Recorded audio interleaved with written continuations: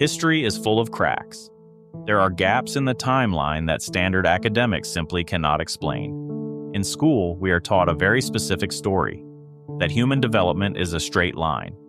We started as hunter-gatherers, slowly learned to farm, and eventually stumbled our way into civilization. It's a neat, tidy narrative, but the evidence on the ground tells a completely different story. All over the globe, we find things that shouldn't exist.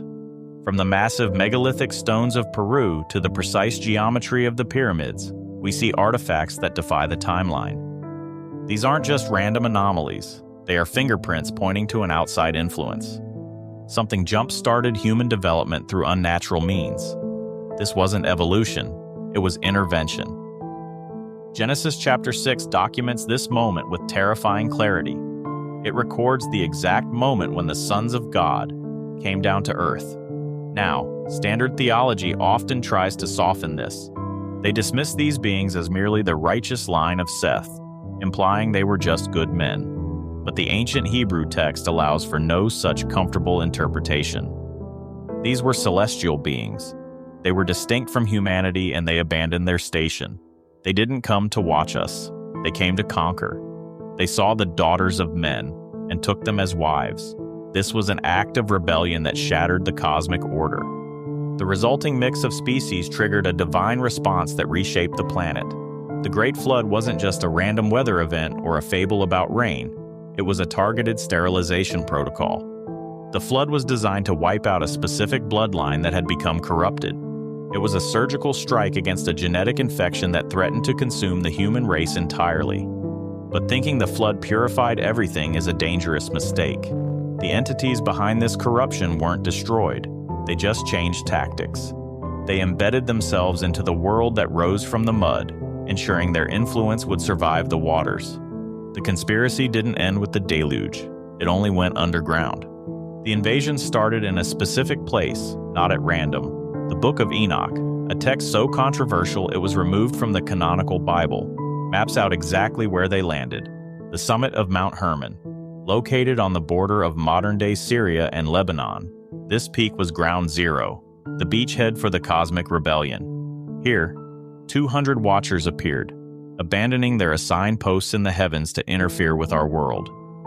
They were led by an entity named Samyaza, a figure of immense authority who was cautious because he knew the cost of what they were about to do. He feared that he alone would bear the punishment for this great sin, so before they touched a single human, they swore a binding oath.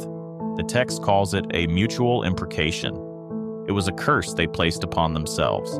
This was a pact ensuring they would all share the blame. They descended not as individuals, but as a unified conspiracy with a single purpose. Their main goal was biological warfare. They took human women and initiated a breeding program that changed human DNA forever. Their offspring were the Nephilim. These weren't just big humans or men of renown in the celebrity sense. They were a distinct subspecies. Think of them as an invasive predator dropped into a closed ecosystem. The Hebrew term Nephilim comes from the root nephal, meaning to fall, but it also implies those who cause others to fall. They possessed superior intellect and supernatural strength, but more than that, they had a hunger the earth couldn't satisfy. They dominated the pre-flood world with blood and iron. We became a labor force, existing only to feed and serve these hybrid masters. The corruption didn't stop with mankind. The ancient texts describe a corruption of all flesh, a phrase that suggests they violated the fundamental species barriers established at creation. The Watchers and their offspring manipulated the genetics of the animal kingdom. This likely created chimeras, creatures that combine traits of different species in unnatural ways. The pervasive myths of centaurs, griffins, satyrs, and minotaurs are not merely flighty fiction. They are the genetic memory of a time when the laws of biology were broken. The Titans of Greek mythology and the Apkallu of Mesopotamia describe the exact same phenomenon: powerful, semi-divine beings who ruled the earth and twisted nature to their will. These entities set up the first kingships, posing as gods to be worshipped. They built the framework of tyranny that would haunt us for thousands of years. The connection between heaven and earth was forged in blood on Hermon. The name Hermon itself is derived from the Hebrew word harem, meaning ban or devoted to destruction. The Watchers didn't just bring their seed, they brought a structure of dominance. This wasn't merely a genetic mistake, it was the establishment of a shadow hierarchy. The legacy of Mount Hermon was the creation of a ruling class that viewed humanity not as kin, but as cattle to be herded, used, and discarded. We are told human innovation was a slow stumble. We supposedly went from the Stone Age to the Bronze Age by accident. Anthropologists say early humans just happened to discover how to extract metal from rock around their campfires. But that explanation falls apart when you look at the physics. Metallurgy is too complex to be a happy accident. Smelting copper requires temperatures over 1,000 degrees Celsius, a heat level you simply cannot achieve with a simple wood fire.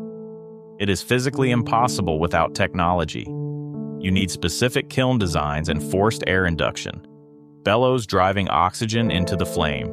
And that's just copper. Creating bronze is even harder, requiring the addition of tin or arsenic to copper in exact ratios, typically 88% copper to 12% tin. If that ratio is off by even a little bit, the metal becomes brittle or too soft, rendering it useless. This knowledge didn't evolve naturally over thousands of years. It arrived abruptly. The archaeological record shows humanity went from chipping flint to casting complex alloys in the blink of an eye. Why?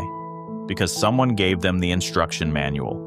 The Book of Enoch names Azazel as the architect of this industrial revolution. The text says, he taught men to make swords, and knives, and shields, and breastplates. Look at the specific application there. This wasn't about farming tools or survival. It was the introduction of the machinery of war. Before this intervention, human conflict was limited to wood and stone, mostly non-lethal skirmishes. But Azazel introduced mechanized warfare, turning conflict into industrial slaughter. Metalworking was weaponized from day one. Heavenly secrets regarding the manipulation of matter were released into a primitive society. We lacked the spiritual maturity to handle that kind of power. The result was an explosion of violence. Tribes armed with these supernatural weapons decimated their neighbors, establishing the rule of the strong over the weak. But the instruction went far beyond the forge. The fallen entities introduced pharmakia. This is the Greek root for both pharmacy and sorcery. They revealed the hidden chemical properties of roots and plants. This wasn't just grandmother's herbal medicine. It was the manufacturing of potent poisons and mind-altering psychotropics. The goal was twofold.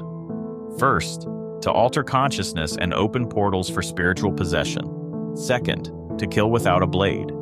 Simultaneously, they taught the seduction of the eye. They introduced makeup, jewelry, and dyed fabrics. Now, this might sound trivial to us, but in a primitive world, this was revolutionary. These teachings were designed to incite lust, vanity, and competition. It destabilized the social fabric. By emphasizing the external and the material, they trapped human consciousness in the physical realm. They distracted humanity from their spiritual connection to the Creator. Sites like Göbekli Tepe in Turkey stand as undeniable proof of this accelerated timeline. Predating Stonehenge by 6,000 years, these massive T-shaped pillars appear out of nowhere in the historical record. They required advanced masonry, geometric planning, and labor organization that should have been impossible for hunter-gatherers. Evidence suggests these weren't just temples, but universities, transfer points of knowledge. These were the places where the Watchers taught their corrupted wisdom to a select priesthood. Here, secrets were exchanged for servitude. The intricate carvings of predators, scorpions, vultures, spiders on the pillars reflect the dangerous, predatory nature of the teachers who built them. The Bronze Age wasn't a human achievement. It was a degradation from a higher alien science. The pre-flood civilization possessed engineering capabilities we still struggle to replicate today. The God Kings ruled over a high-tech society built on forbidden knowledge. Technology outpaced ethics by a margin that guaranteed destruction. The planet was filled with weapons of mass destruction in the hands of a species that had barely learned to speak. The world became so saturated with violence and corruption that the very earth groaned under the weight of this unnatural progress. forcing a total system reset. Despite the global sterilization protocol, the purge was incomplete. The waters were sent to drown a specific timeline and wipe out the hybrid infection. Yet the ancient texts contain a haunting postscript, and also after that. Genesis 6:4 admits the Nephilim were present on the earth in those days, and also after that. The physical bodies of the first generation were destroyed, but the genetics survived the wash cycle. So, how did this happen? How did the giants survive a flood designed to kill them? It likely wasn't a second invasion where angels fell from the sky again, but rather a stowaway gene on the ark itself. The genetic markers of the fallen were likely hidden in the bloodline of one of Noah's daughters-in-law. While the Bible describes Noah as perfect in his generations, a phrase referring to his genetic purity, the wives of his sons are a different story. One of them may have carried the recessive traits of the Nephilim, preserving the contamination inside the very vessel designed to save humanity. It's a terrifying irony. As the population grew in the post-flood world, these traits re-emerged. The seed of the serpent hadn't been washed away. It was just dormant, waiting for the right biological conditions to resurface. This explains why giant clans appeared immediately in the Levant after the flood. We see tribes like the Rephaim, the Amim, the Zamzumim, and the Anakim rising from the mud. These weren't just tall people, they were terrifying. The wars in the Old Testament look radically different through this lens. When you read the commands to wipe out every man, woman, and child in cities like Jericho or Hazor, it sounds like cruelty. But it wasn't cruelty. It was a continuation of the sterilization protocol. The Israelites were drafted into a genetic war against hybrid bloodlines. Figures like Og of Bashan, who slept in a 13-foot iron bed, and Goliath of Gath were not just warriors. They were genetic echoes of the Watchers. They ruled as tyrant kings, and their size was undeniable proof of their divine authority. But eventually, the giants realized their size was a liability. Being a 10-foot tall target in a world of growing human populations was dangerous. To maintain control, the bloodlines had to adapt. They started breeding for intellect, cunning, and influence instead of raw physical size. The strategy shifted from physical intimidation to political infiltration. The giants didn't disappear. They learned to stoop. They hid their true nature behind the trappings of human royalty, trading the club for the scepter. This marked the birth of the divine right of kings. This political doctrine, which asserted that a ruler was subject to no earthly authority and derived his right to rule directly from the will of God, was not merely a convenient piece of propaganda. It was a literal statement of biological fact. These ruling families claimed a right to dominion because they possessed a genetic heritage that distinctively separated them from the peasant population. They were not chosen by the people, they were installed by their blood. The linguistic fingerprints of this separation are still with us. We use the term blue blood to describe the aristocracy. Now, the history books will tell you this refers to the visible veins of pale-skinned nobility who didn't work in the sun. But the origins are likely far more literal. Some theorists connect this to the presence of copper-based blood, similar to what you find in horseshoe crabs or octopuses. But the more compelling link is to the Rh-negative blood factor. This is where it gets strange. Rh-negative blood is the only blood type that acts as if it belongs to a different species. A mother with Rh-negative blood will actually produce antibodies to attack her own Rh-positive fetus. Her body treats the baby as a foreign invader, like a virus. This biological rejection, known as rhesus disease, is incredibly rare in nature. It suggests a lineage that is not entirely of this earth. It points to a bloodline fighting to maintain its purity against the dominant human genome. This desperate need to preserve specific angelic traits explains the historical obsession with royal inbreeding. We see it in the great houses of Europe, the Habsburgs, the Bourbons, the Romanovs. They engaged in strategic marriages that formed a closed genetic loop. Historians argue this was just about politics. They say it was about consolidating territory, but the biological cost was severe. The physical deformities and madness that plagued these dynasties were the side effects of a breeding program gone wrong. Look at the famous Habsburg jaw. This deformity was so severe that Charles II of Spain could barely chew his food. He was a genetic wreck. But why would they do this? Why pay that price? Because they were attempting to concentrate the recessive genes of the Watchers. They were trying to keep the supernatural intellect and charisma of their ancestors from being diluted by the common human gene pool. They accepted the risk of physical degeneration to retain the metaphysical right to rule. Under this hierarchy, the system of feudalism emerged not as a social contract, but as a domestication program. The layout of the medieval world, with the castle high on the hill overlooking the village, was designed as a ranching operation where the demigods stopped hunting humans in the forests and started farming them in the fields. The serfs provided the labor, the food, and the soldiers for the lords' private wars. In exchange, the lords provided protection, primarily from other hybrid bloodlines. Humanity was reduced to a resource, managed and harvested by a caste that viewed them as a separate, inferior species. The coat of arms used by these families often featured the very beasts their ancestors created or represented: dragons, griffins, two-headed eagles, and lions. These weren't just cool designs, they were family photos. The endless warfare that characterizes human history is a reflection of the chaotic nature of this leadership. The fallen angels were rebels by nature, and their offspring inherited this volatility.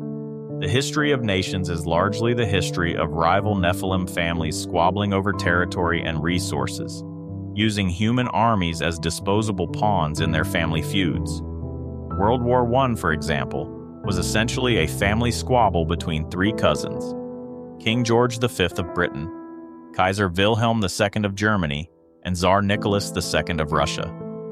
Millions died because a single bloodline couldn't agree on how to split the world.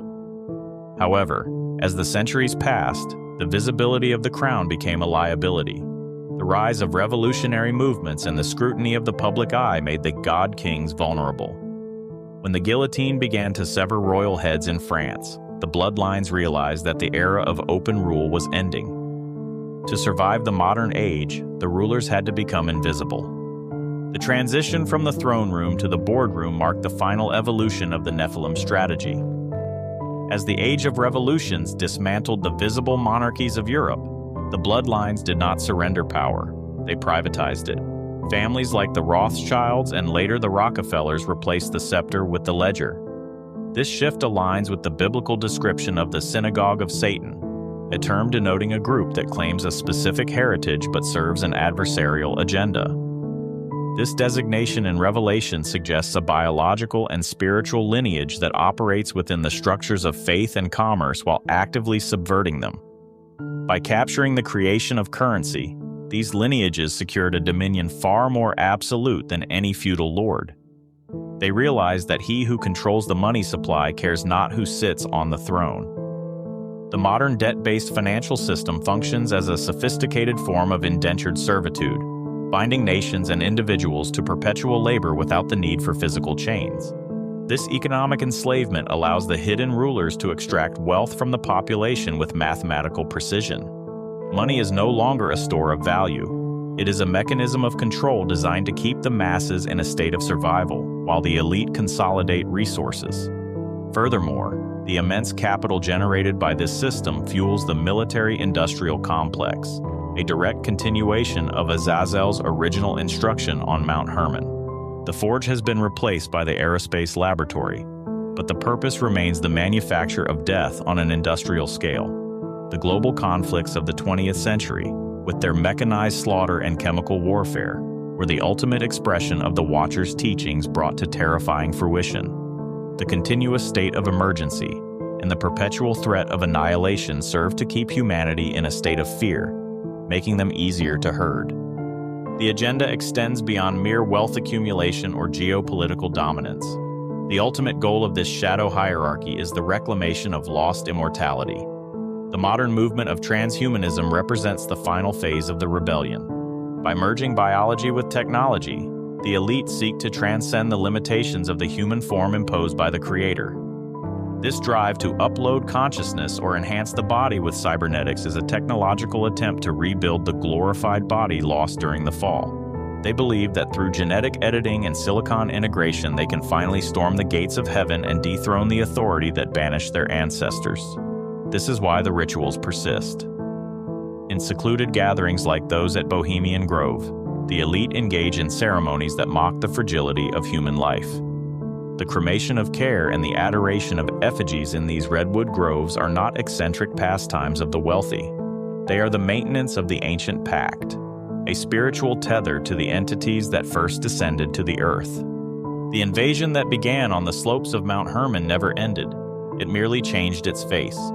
From the giants of Canaan to the monarchs of Europe, and finally to the technocrats of the modern world, the chain of custody has remained unbroken. The conflict remains defined by the ancient prophecy of the seed of the serpent at war with the seed of the woman. The rulers of this world are not merely corrupt politicians or greedy bankers. They are the custodians of a non-human legacy. Their silence is not an absence of power, but the perfection of it. The invasion was successful because it is now invisible. They manage the human herd from behind a veil of corporate logos and international treaties, guiding the species toward a post-human future. The giants are still here, walking among the population, no longer needing physical height to look down upon the species they intend to replace. This has been Midnight Signals. I'm Russ Chamberlain, guiding you through the shadows where history meets mystery. Until next time, stay vigilant, seek the hidden, and remember, in every silence there is a signal, and in every signal, a story waiting to be told. Visit midnightsignals.net to continue the conversation, explore more episodes, and say hello.